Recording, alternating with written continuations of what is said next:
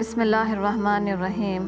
روزہ اور رمضان کی اہمیت۔ روزہ اسلام کی بنیادی ارکان میں سے ایک اہم رکن ہے۔ اللہ رب العزت نے فرمایا، اے ایمان والوں، تمہارے اوپر روزے فرض کیے گئے ہیں جیسا کہ تم سے پہلے امتیوں پر بھی فرض کیے گئے تھے تاکہ تم متقی بن جاؤ۔ آپ صلی اللہ علیہ وسلم نے فرمایا، جس نے ایمان اور ثواب کی امید کے ساتھ روزہ رکھا اس کے گزشتہ سارے گناہ معاف کر دیے جاتے ہیں۔ آپ صلی اللہ علیہ وسلم نے فرمایا، روزہ ڈھال ہے جب تک اس کو پھاڑ نہ دے۔ آپ صلی اللہ علیہ وسلم نے فرمایا، روزہ ڈھال ہے اور جہنم کی آگ سے بچاؤ کا مضبوط قلعہ ہے۔ آپ صلی اللہ علیہ وسلم نے فرمایا، جس نے اللہ کی رضا کے لیے روزہ رکھا تو اللہ عز و جل اس کو جہنم سے اتنا دور فرما دیتے ہیں کہ جتنی مقدار کوا اپنی عمر کی ابتدا سے بوڑھے ہو کر مرنے تک اڑتے ہوئے مسافات طے کرتا ہے۔ آپ صلی اللہ علیہ وسلم نے فرمایا، روزہ اور قرآن سفارش کریں گی اور ان کی سفارش قبول کی جائے گی۔ آپ صلی اللہ علیہ وسلم نے فرمایا، روزے دار کی نیند عبادت ہے، اس کا سانس لینا تسبیح ہے اور اس کی دعا قبول کی جاتی ہے۔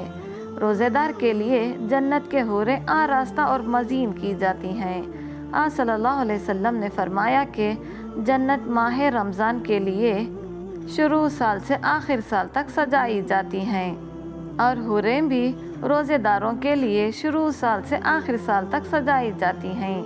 آپ صلی اللہ علیہ وسلم نے فرمایا، جنت میں ایک دروازہ ہے، اس کا نام باب الریان ہے، قیامت کے دن اس سے صرف روزے دار داخل ہوں گے۔ کہا جائے گا کہ روزے دار کہاں ہیں؟ پھر وہ کھڑے ہو جائیں گے اور جب روزے دار اس دروازے سے داخل ہو جائیں گے تو وہ دروازہ بند کر دیا جائے گا۔ آپ صلی اللہ علیہ وسلم نے فرمایا، روزہ جسم کی زکوٰۃ ہے۔ رمضان اور روزے کے فضائل پر قرآن احادیث میں 20 دلیلیں موجود ہیں۔ ان سب کا مقصد یہ ہے کہ رمضان کا مہینہ ہمارے لیے حاضر ہو گیا ہے۔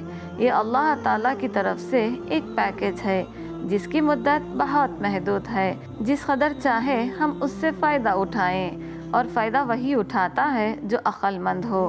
اگر آپ اپنے آپ کو عقل مندوں کی فہرست میں شمار کرتے ہیں تو خوب فائدہ اٹھا کر اپنے عقل مند ہونے کا ثبوت دے۔ حدیث مبارک میں ہے، رمضان کی پہلی رات ہی سے شیطانوں اور سرکش جنوں کو قید کر دیا جاتا ہے اور جہنم کے دروازوں کو بند کر دیا جاتا ہے اور ان میں سے کوئی دروازہ بھی کھلا نہیں رہتا، اور جنت کے دروازوں کو کھول دیا جاتا ہے اور ان میں سے کوئی دروازہ بند نہیں کیا جاتا، اور اللہ کی طرف سے ایک پکارنے والا پکارتا ہے کہ اے خیر کے طلب کرنے والے آگے بڑھ، اور اے شر کے طلب کرنے والے رک جا، اور اللہ کی طرف سے دوزخ سے بہت سے لوگ آزاد کیے جاتے ہیں، اور یہ واقعہ رمضان ہی کی ہر رات میں ہوتا ہے۔ حضرت ابن عباس رضی اللہ تعالیٰ عنہ سے روایت ہے کہ حضور اقدس صلی اللہ علیہ وسلم نے ارشاد فرمایا کہ بلا شبہ جنت ماہ رمضان کے لیے شروع سال سے آخر سال تک سجائی جاتی ہیں، اور حوریں بھی رمضان کے روزے رکھنے والوں کے لیے شروع سال سے آخر سال تک سجائی جاتی ہیں۔ جب رمضان شریف کا مہینہ شروع ہوتا ہے تو جنت اللہ تعالیٰ سے عرض کرتی ہے، اے اللہ، اس مبارک مہینے میں اپنے بندوں میں سے کچھ بندے میرے اندر قیام کرنے والے مقرر فرما دیجئے، اور اسی طرح حوریں بھی عرض کرتی ہیں کہ اے اللہ ذوالجلال والاکرام، اس بابرکت مہینے میں اپنے بندوں میں سے ہمارے واسطے کچھ خاوند مقرر فرما دیجئے۔ رمضان آ چکا، آسمان کے دروازے کھول دیے گئے، جنت کے دروازے کھول دیے گئے، رحمت کے دروازے کھول دیے گئے، جہنم کے دروازے بند کر دیے گئے، سرکش شیاطین کی گردن میں توق ڈال کر سمندروں میں پھینک دیا گیا، رمضان کو رحمت، مغفرت اور بخشش کا ذریعہ بنا دیا گیا۔ چنانچہ حضرت ابو ہریرہ رضی اللہ تعالیٰ عنہ کی ایک روایت میں ہے کہ رمضان کا اول حصہ رحمت ہے اور اس کا درمیانی حصہ مغفرت ہے اور اس کا آخری حصہ دوزخ سے آزادی ہے۔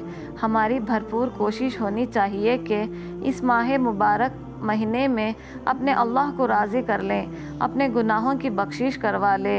एक रिवायत में है कि हुज़ूर अक़दस सल्लल्लाहु अलैहि वसल्लम जब मेंबर की तरफ तशरीफ़ लाए और अपने मेंबर के पहले दर्जे पर क़दम मुबारक रखा तो फरमाया आमीन।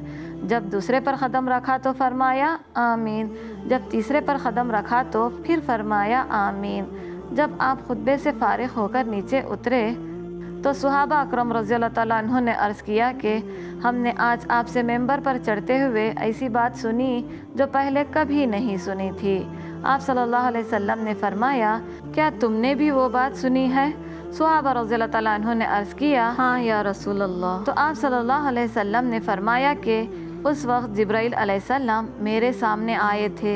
जब पहले दर्जे पर मैंने क़दम रखा तो इन्होंने कहा, हिलाक हो वो शख्स जिसके सामने उसके वालिदैन या इनमें से कोई एक बुढ़ापे को पाए और वो इसको जन्नत में दाखिल ना कराए। मैंने कहा आमीन।